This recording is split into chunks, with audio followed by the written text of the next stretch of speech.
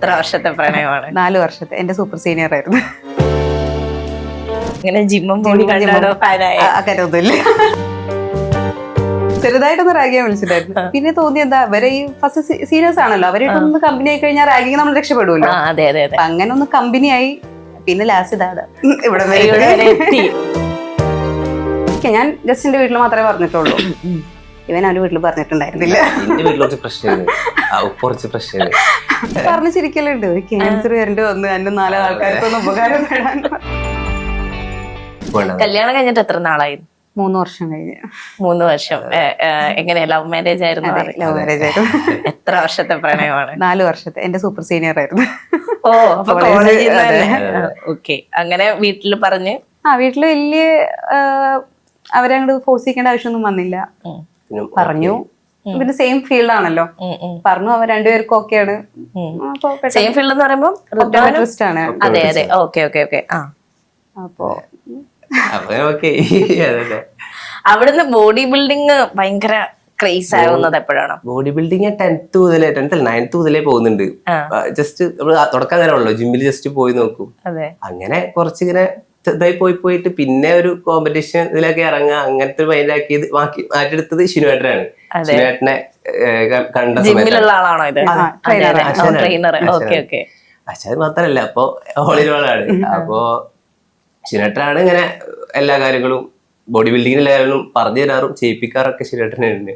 അതെ, നാട്ടിൽ തന്നെ, മലപ്പുറത്ത് തന്നെ. അതെ, നമ്മുടെ തൊട്ട് അടുത്ത് തന്നെയാണ്. ജിമ്മ് തൊട്ട് അടുത്ത് തന്നെയാണ്, 1 കിലോമീറ്റർ പോലും ഇല്ല, തൊട്ടടുത്ത്. അപ്പം അഫിയ ഫസ്റ്റ് കാണുമ്പോഴേ ആള് ബോഡി ബിൽഡിംഗ് ആയിട്ട് കാണുകയാണ്. ഇങ്ങനെ ജിമ്മും ബോഡി കണ്ടാടോ ഫാനായ? കാര്യമൊന്നുമില്ല. ജിമ്മും ബോഡി കണ്ടിട്ടൊന്നുമല്ല. കോളേജിൽ ഭയങ്കര എന്തോ ഒരു സംഭവം ആയിരുന്നു. അതെ, എങ്ങനെ ഭയങ്കര ഫസ്റ്റ് റാഗിയാണെന്ന് വിളിച്ചിട്ടുണ്ടായിരുന്നു. ചെറുതായിട്ടൊന്ന് റാഗിയാൻ വിളിച്ചിട്ടുണ്ടായിരുന്നു. പിന്നെ തോന്നി എന്താ അവരെ ഈ ഫസ്റ്റ് സീരിയസ് ആണല്ലോ, അവരായിട്ടൊന്ന് കമ്പനി ആയി കഴിഞ്ഞാൽ റാഗിങ് നമ്മൾ രക്ഷപ്പെടുമല്ലോ. അങ്ങനെ ഒന്ന് കമ്പനി ആയി. പിന്നെ ലാസ്റ്റ് ഇതാണ് ഇവിടെ എത്തി. അങ്ങനെ ഫ്രണ്ട്സ് ആയിരുന്നു ആ സമയത്ത്. ഞങ്ങളങ്ങനെ ഇഷ്ടമാണ് ഞങ്ങളോട് പറഞ്ഞിട്ടൊന്നുമില്ല, പറഞ്ഞതായിട്ട് ഓർമ്മയില്ല ഇതുവരെ. എന്നാ പറഞ്ഞത് വെച്ചാൽ ആയിരുന്നില്ല. എനിക്കറിയാം അവനക്ക് ഇഷ്ടാന്നുള്ളത്, അവനക്കറിയാം എനിക്കും ഇഷ്ടാന്നുള്ളത്. മറ്റേ ഈ പറഞ്ഞ ഐ ലവ് യു എന്നൊന്നും അങ്ങോട്ട് പറഞ്ഞിട്ടില്ല, കപ്പിൾസിനെ പോലെ ആക്ട് ചെയ്ത് തുടങ്ങിയായിരുന്നു. കോളേജിൽ ആർക്കും അറിയണ്ടായിരുന്നില്ല. ഞങ്ങളെ കല്യാണത്തിന്റെ ഒഫീഷ്യലായിട്ട് നമ്മൾ പറയുന്നവരെ ആർക്കും, അവന്റെ അത്ര അടുത്ത ഫ്രണ്ട്സിന് പോലും അറിയണ്ടായിരുന്നില്ല. ഞങ്ങൾ അങ്ങനെയായിരുന്നു. അങ്ങനെ ഒരു ഫ്രണ്ട് ആയിരുന്നു, പക്ക ബെസ്റ്റ് ഫ്രണ്ട് ആയിട്ടിരുന്ന് ഞങ്ങളിങ്ങനെ റിലേഷൻഷിപ്പിലാണ്. എന്നാലും ഫ്രണ്ട്സിന് പോലും അറിയില്ല എന്ന് പറയുമ്പോ ഞങ്ങൾ അങ്ങനെ കറങ്ങാറൊന്നുമില്ല. അങ്ങനെയൊന്നുമില്ല. ജസ്റ്റ് വീട്ടിൽ വന്ന ചാറ്റ് കോൾ അത്രേ ഉള്ളൂ, അല്ലാണ്ട് കറങ്ങി നടക്കലൊന്നും ഉണ്ടായിരുന്നില്ല.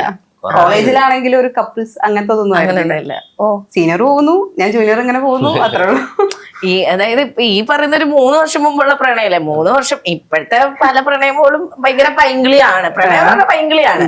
നിങ്ങള് പൈങ്കിളി കാരണം ഞാൻ എല്ലാവരും കമ്പനി ആയിരുന്നു കോളേജില്. ഒട്ടുമിക്ക ഞാന് മുന്നേ ജൂനിയർ ആയിരുന്ന സമയത്തും സീനിയറിനേറ്റും എല്ലാ ബാച്ചും കമ്പനിയാണ്. അങ്ങനെയായിരുന്നു. അപ്പൊ അതുകൊണ്ട് അങ്ങനെ ആർക്കും മനസ്സിലായില്ല തോന്നുന്നു. അതെ, അങ്ങനത്തെ ഒരാള് എന്നെ സ്നേഹിക്കുന്നുള്ളത് ആരും വിശ്വസിക്കൂലല്ലോ. ഭയങ്കര ഫ്രണ്ട്ലി ആയിട്ടാണ് ഒരാളോട് മാത്രം പ്രണയം തോന്നുന്നുള്ള കാര്യം. ഈ സ്വാഭാവികമായിട്ട് ഇത് പറഞ്ഞപ്പോ ഫ്രണ്ട്സ് എന്താ പറഞ്ഞേ? ഫ്രണ്ട്സ് അവർക്ക് ചെറിയൊരു ഡൗട്ട് ഉണ്ടായിരുന്നു, അത്രേ ഉള്ളൂ. അല്ലാണ്ട് കാര്യമായിട്ടൊന്നും ഒരു പ്രത്യേകിച്ചൊന്നും പറഞ്ഞൊന്നുമില്ല. ഇല്ല. ഫ്രണ്ട്സ് എന്താ പറഞ്ഞേ? അതില് ഇപ്പൊ എന്താ പറയാ, എന്റെ ഒരു ഫ്രണ്ട് ഉണ്ടായിരുന്നു, അവനക്ക് കുറച്ച് ചെറുതായിട്ടൊക്കെ അറിയായിരുന്നു. അവനക്ക് ജസ്റ്റ് ഒന്നും അറിയായിരുന്നു, അത്രേ ഉള്ളൂ. എന്തോ ഉണ്ട് എന്നുള്ളത്. നമ്മുടെ നോട്ടും കാര്യങ്ങളൊക്കെ അങ്ങനെ നടന്നു, നോട്ടും കാര്യങ്ങളൊക്കെ ആകുമ്പോ ചെറിയൊരു സംശയം ആർക്കായാലും സ്വാഭാവികമായിട്ട്. എന്നാലും 4 വർഷം നിങ്ങൾ ഇത് എങ്ങനെ കൊണ്ടു നടന്നു എന്നുള്ളതാണ്. അതെ, പിന്നെ ഞാൻ 3rd ഇയർ ആവുമ്പോഴാണ് ഇവളെ പരിചയപ്പെടുന്നത്. പിന്നെ അങ്ങോട്ട് എന്താ പറയാ, കുറച്ച് ഞാൻ ഇന്റേൺഷിപ്പിനെ പോണ ഷിമോഗയ്ക്ക്. പിന്നെ എന്നെ നീ കണ്ടിട്ടില്ല. ആ ഒരു വർഷമാണ് ഞങ്ങൾക്കൊരു ഇത് കിട്ടുന്നുള്ളൂ, കോളേജിൽ കിട്ടുന്നുള്ളൂ. കൊറോണ ബാച്ചായിരുന്നു ഞാൻ. ഓൺലൈനായി. ഓൺലൈനായിരുന്നല്ലോ. പിന്നെ ആകെ ഒരു 1 ഇയർ എങ്ങാനും ഒരുമിച്ച് കോളേജിലുണ്ടായിരുന്നു. 1 ഇയർ മാത്രമേ ഉണ്ടായിരുന്നുള്ളൂ. അതും കുറച്ച് ഹെൽപ്പ് ചെയ്തോന്നല്ലേ ആൾക്കാർക്ക് മനസ്സിലാവാതിരിക്കും. അതെ അതെ, അതാണ് കൊറോണ നല്ലോണം ഹെൽപ്പ് ചെയ്തു. ഓക്കെ, അത് കഴിഞ്ഞിട്ട് ഈ കല്യാണക്കാര്യം വീട്ടിൽ പറയുമ്പോ ഈ പറയുന്ന ഫ്രണ്ടാന്നല്ലേ അറിയൂ? ഇല്ല, വീട്ടുകാർക്കും ഫ്രണ്ടാന്നുള്ളതൊന്നും അറിയില്ല. ഫ്രണ്ടാന്ന് പോലും അറിയില്ലായിരുന്നു. അങ്ങനെ അറിയുന്നു. എനിക്ക് ഒരു പ്രപ്പോസൽ വരുന്നു. ആ പ്രപ്പോസൽ വീട്ടില് ഓക്കെ അവിടെ ഇരിക്കാൻ വേണ്ടി ഞാൻ പറയുന്നു വീട്ടില്, അളിയനോട് പറയാൻ. എനിക്കൊരാളെ ഇഷ്ടമാണ്. അളിയെന്ന് പറയുമ്പോ എന്റെ താത്താന്റെ ഹസ്ബൻഡ്. അതെ, ഞങ്ങളുടെ കമ്പനിയാണ് ഞങ്ങൾ. ഇപ്പൊ ആദ്യം ആളോടാണ് പറയണത്. അപ്പൊ ആള് വിളിച്ചിട്ട് ഭയങ്കര എളുപ്പമായിരുന്നു, എല്ലാം ഭയങ്കര സ്മൂത്ത് ആയിട്ട് നടന്നു. ആള് വിളിച്ചിട്ട് ഉപ്പാനോടും ഉമ്മാനോടും പറഞ്ഞ് എല്ലാം ചിടപടി. അതെ, വലിയൊരു പ്രശ്നങ്ങളൊന്നും ഉണ്ടായൊന്നുമില്ല. ഈ പറയുന്ന പോലെ ഈ ലവ് മാരേജ് ആണെന്നുള്ളത് പറഞ്ഞു. ഇത് പറഞ്ഞ് വീട്ടുകാര് ഇത് പെട്ടെന്ന് തന്നെ അക്സെപ്റ്റ് ചെയ്യുന്നു, കല്യാണത്തിലേക്ക് പോകുന്നു. ഒരു ചേഞ്ച് എന്തെങ്കിലും വന്നതായിട്ട് ഫീൽ ചെയ്തോ? പെട്ടെന്ന് പറയുമ്പോ എനിക്ക് അത് ഞാൻ 3rd ഇയർ ലാസ്റ്റിലാണ് വീട്ടിൽ പറയുന്നത്. അത് കഴിഞ്ഞ് എനിക്കൊരു 1 ഇയർ ഇന്റേൺഷിപ്പ് ഉണ്ടായിരുന്നു. ആ സമയത്ത് ഇവന് ഗൾഫിലായിരുന്നു. അപ്പൊ എനിക്കൊരു 1 ഇയർ ഉണ്ടായിരുന്നു. അത് കഴിഞ്ഞിട്ടായിരുന്നു ഞങ്ങളുടെ മാരേജും കാര്യങ്ങളൊക്കെ. പഠിത്തെല്ലാം കഴിഞ്ഞിട്ടായിരുന്നു മാരേജിനെ കുറിച്ച്. അതായത് ഉറപ്പിച്ചതിന് ശേഷം ഒരു 1 ഇയറോളം. അതെ, ഉറപ്പിക്കാൻ ഞാൻ ജസ്റ്റ് എന്റെ വീട്ടിൽ മാത്രമേ പറഞ്ഞിട്ടുള്ളൂ. ഇവൻ അവന്റെ വീട്ടിൽ പറഞ്ഞിട്ടുണ്ടായിരുന്നില്ല. എന്റെ വീട്ടിൽ കുറച്ച് പ്രശ്നമായിരുന്നു, കുറച്ച് പ്രശ്നമായിരുന്നു. പക്ഷെ ഞാൻ അവിടെ ഉപ്പാക്ക് അവിടെ ബിസിനസ് ഉണ്ട് റാസ്മേരി. അപ്പൊ ഞാൻ അവിടെ പോയി. അന്ന് ഉപ്പ ഇവിടെ തിരിച്ചു വന്നിട്ട് ഇവിടെ നാട്ടിൽ പെട്ടിട്ട് ഫ്ലൈറ്റ് ഓഫ് ആയപ്പോ കൊറോണ.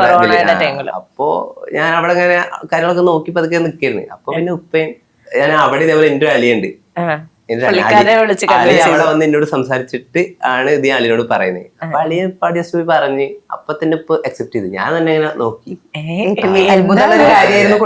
അത് പിന്നെ കൊറേ എന്റെ അമ്മായി ഉണ്ട്, മറിയമ്മായി. അപ്പൊ അമ്മായി ഭയങ്കര സപ്പോർട്ട് ചെയ്ത് സംസാരിച്ച്. അപ്പൊ അത് ഇപ്പൊ നന്നായി കേൾക്കും.